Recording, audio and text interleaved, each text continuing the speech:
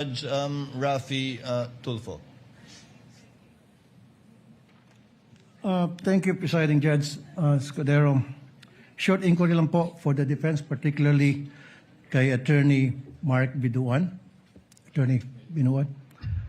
During the last hearing, when you delivered a manifestation in reply to the prosecution's statement regarding the fourth article of impeachment, you said, and I quote, "The truth of the matter is this: she and her family were threatened, and while her response was unconventional, it was justified. What triggered her response was a question about Operation Romanov, which is the plot to eliminate VP Sara and her family." End of quote.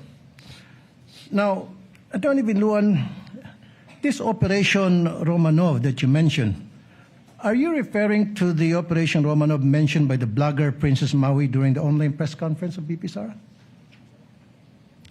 Yes, Your Honor. Okay.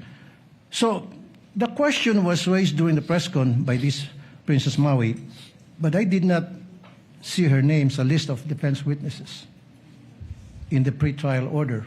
So will you be presenting her as your witness?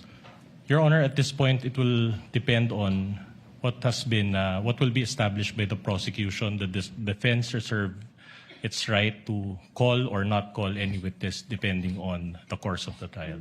Oh, I see. Okay. So, in other words, will you also be presenting any other witness to prove this threat or this Operation Romanov? Yes, Your Honor, that will be part of our evidence in chief. May this court know now kung sino-sino itong mga witnesses na inyo i-present? Of course, Your Honor.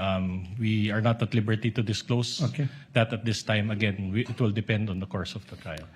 Your Honors, Presiding Judge, the first time I've heard about this Romanov is during the Maisog Leaders Forum in Davao City. That was on January 28, 2024. Correct me if I'm wrong. It was mentioned by Mayor Duterte. At that time, hindi ko alam anong ibig sabihin ng Romanov at sino mga ito. In fact, ginugil ko yan. Sino itong family Romanov? So napag-alaman ko, apparently, they were the ruling family in Russia that was murdered by the Bolsheviks in the night of July 16, 1918. Malapit-lapit na sa anniversary, 108th anniversary. Kasi ano ba tayo ngayon, July 13. Anyway, may relasyon ba ito sa binanggit ni Baste sa sinabi ni Princess Maui at yung binanggit mo? Magkakarelasyon ba yung tatlo? Your Honor, I have no personal knowledge of what Mayor Baste said, so I cannot comment on that, Your Honor. So hindi mo napanood yun? Hindi... No, Your Honor. Okay. And last question. What did you mean when you said that VP Sara's response was unconventional? Your Honor, it was a description, Your Honor, of the statements that she made during that press con. Kaya nga, why do you consider it, why is it unconventional? Your Honor, the basic meaning of the word is, it will explain itself, Your Honor. Okay. That's all, Presiding Judge and Noted President. and entered into the records. Yes, what is the pleasure of the Honorable Defense